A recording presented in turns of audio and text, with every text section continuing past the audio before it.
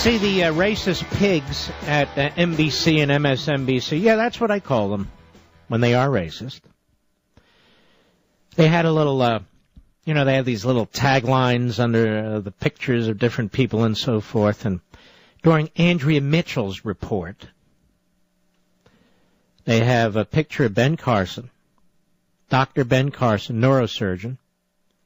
And then to the left, blinded by the white, with an elephant. Play on words, blinded by the light, blinded by the white. Flat out racist. That's just, I assume Andrea Mitchell and her team are going to apologize to Dr. Carson. How many people have Andrea Mitchell saved? And the slobs over there at MSLSD.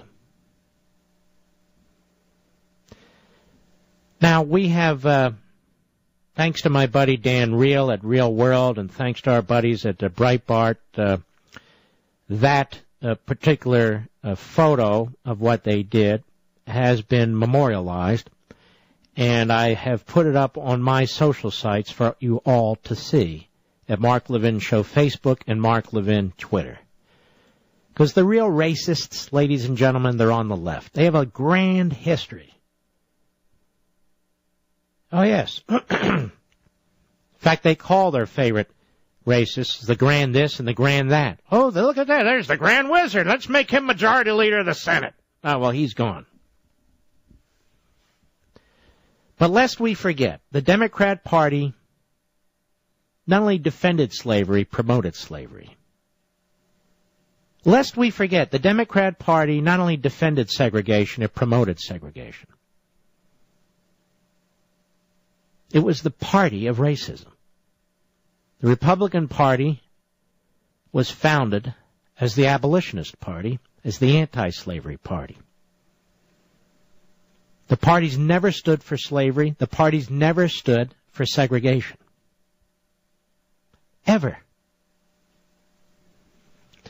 I can't think of a single Republican governor who stood in the schoolhouse door to prevent little black kids from going to elementary school or junior high or high school.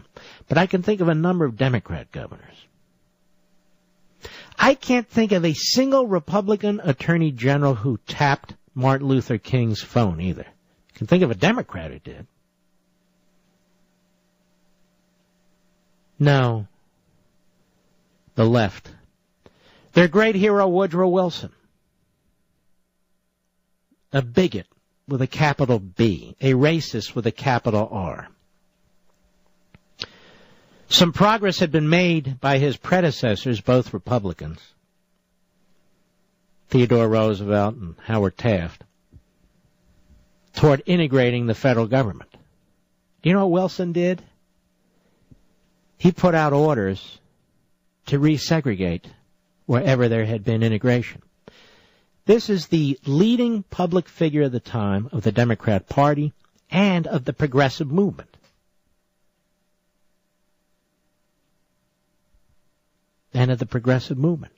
That's the history of the Democrat Party.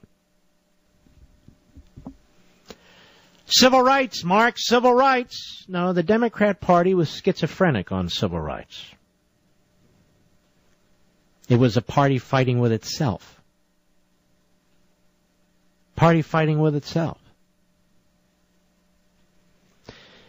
But there's a common thread, believe it or not, even from slavery to today, and I'm not saying they promote slavery today. That would be absurd. But what they do promote is the destruction of the individual. Not the same way they used to support the destruction of the individual. Now they destroy the individual by claiming to stand for the individual.